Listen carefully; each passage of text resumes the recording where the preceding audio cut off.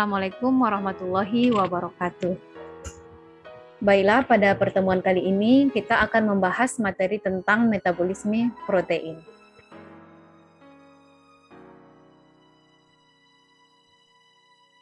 Protein merupakan suatu senyawa makromolekul yang sangat penting bagi tubuh organisme.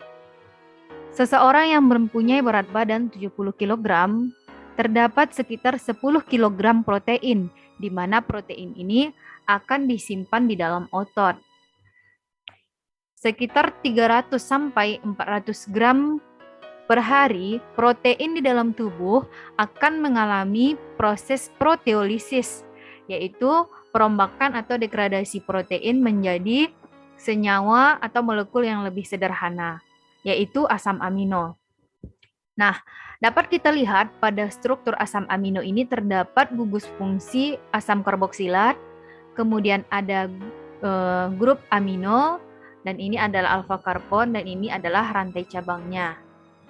Selain dari reaksi proteolisis, di dalam tubuh juga akan terjadi reaksi biosintesis protein atau pembentukan protein yang baru, di mana jumlahnya akan hampir sama dengan jumlah protein yang mengalami proteolisis, sehingga kadar protein di dalam tubuh dijaga agar tetap seimbang.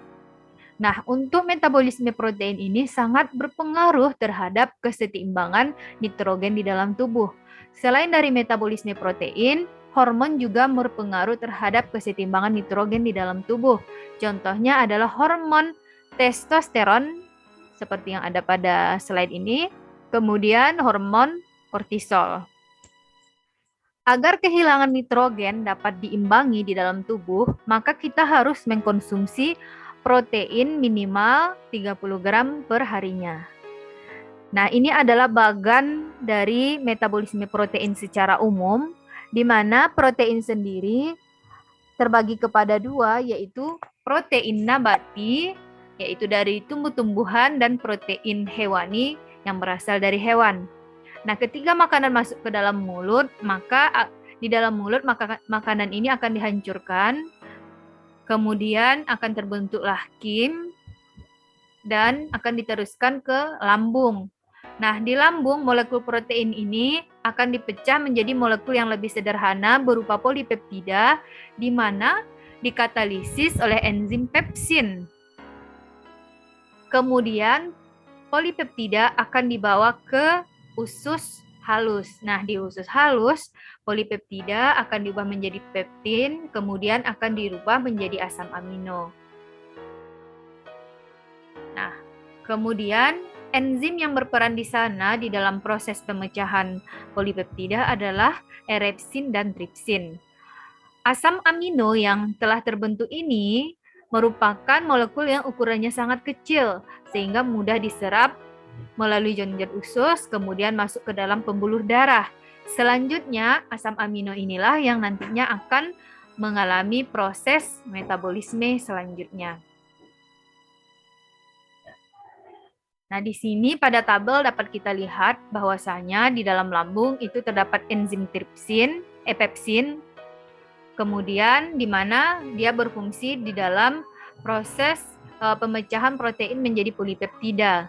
Di duodenum terdapat enzim tripsin, di mana polipeptida diubah menjadi peptida. Kemudian di dalam usus halus juga terdapat erepsin, di mana peptida ini akan diubah menjadi asam amino.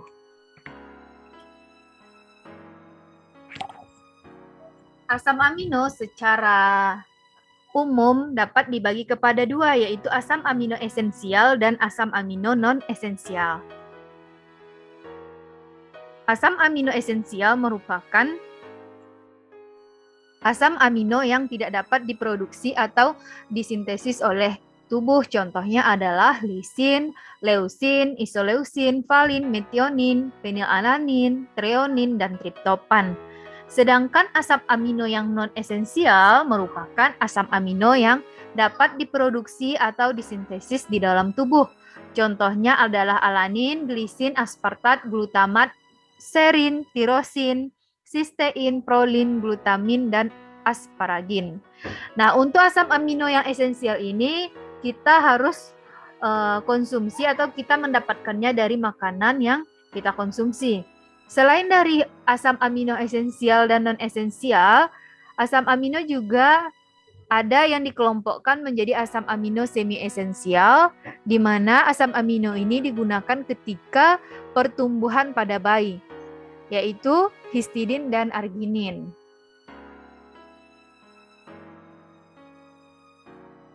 Metabolisme protein sebenarnya kalau kita lihat dari reaksi yang terjadi merupakan metabolisme yang lebih kompleks dibandingkan dengan metabolisme karbohidrat maupun lipid. Di mana pada metabolisme protein ini selain dari atom C atau reaksi metabolisme atom C yang kita perhatikan, metabolisme atom N juga harus kita perhatikan. Bila asam amino sudah tidak diperlukan untuk sintesis protein, maka N ini nantinya akan dirubah menjadi urea. Nah, urea ini atom N atau misalnya amonium itu lebih toksik dibandingkan dengan urea, sehingga perlu dirubah terlebih dahulu menjadi urea di hepar. Dan urea ini lebih murah larut dalam air sehingga nanti akan dikeluarkan atau diekskresikan melalui urin.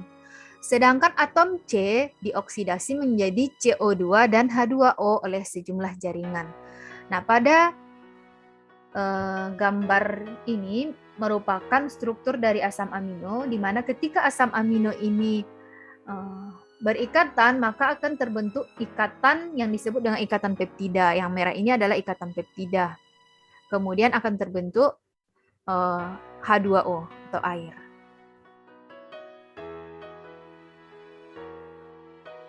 Metabolisme asam amino ini terbagi kepada katabolisme, anabolisme, kemudian produk khusus asam amino.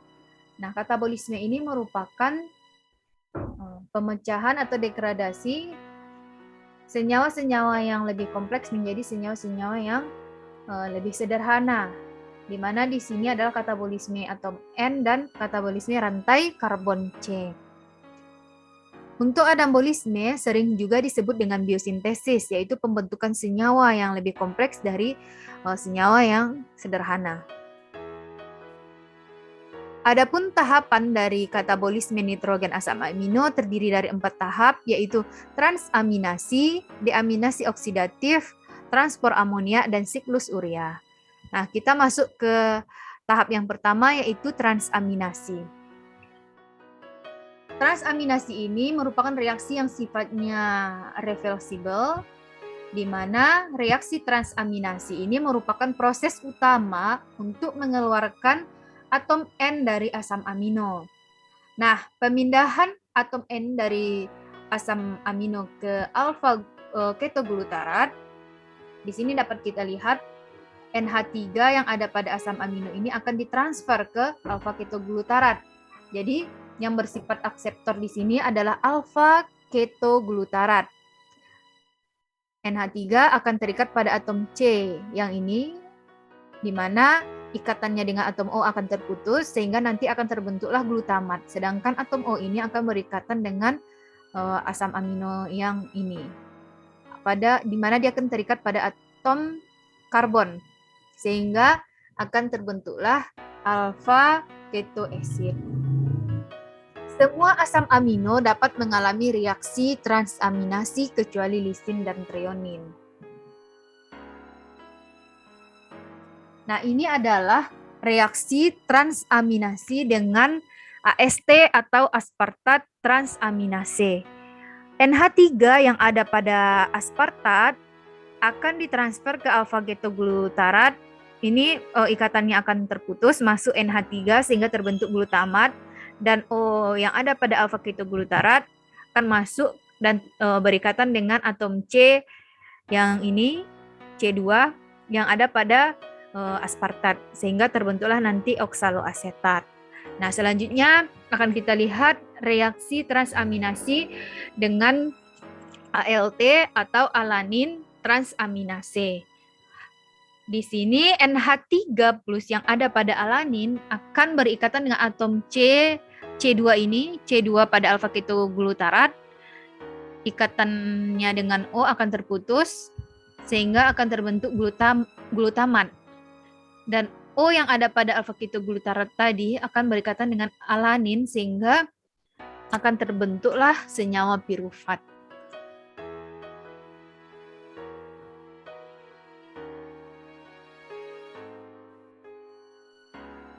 Nah, untuk AST atau aspartate transaminase dan ALT, alanin transaminase, merupakan enzim yang terutama terdapat di dalam sel-sel hepar maupun jantung.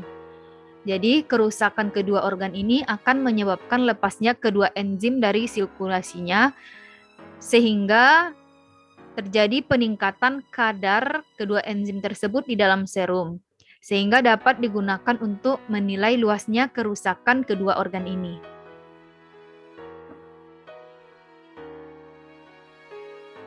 Selanjutnya masuk ke tahap yang kedua, yaitu deaminasi oksidatif.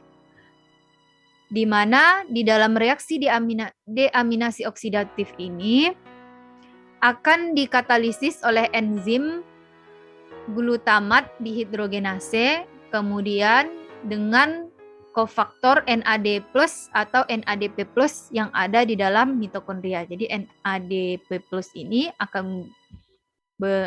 akan dijadikan sebagai kofaktor dan membentuk NADPH.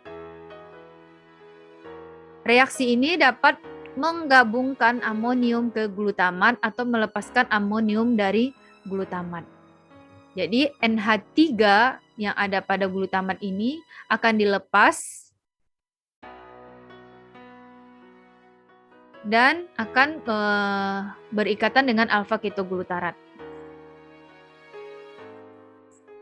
Nah, di dalam reaksi deaminasi oksidatif ini sifatnya juga reversibel, sehingga amonium juga akan dapat bergabung kembali dengan glutamat.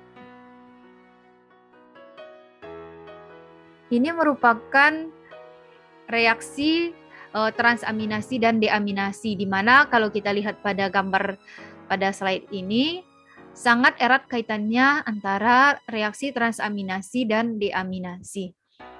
Di mana pada proses transaminasi tadi, ketika NH3 ini berikatan dengan alfa ketoglutarate akan terbentuk glutamat.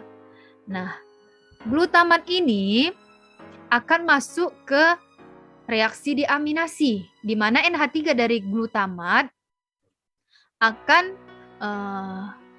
dilepaskan maupun nanti akan bisa lagi diterima karena sifatnya tadi adalah reversible. Nah, alfa ketoglutarate ini akan menjadi regenerasi untuk reaksi transaminasi kembali. Sedangkan alfa ketoglutarate yang dihasilkan pada transaminasi akan masuk ke dalam siklus Krebs.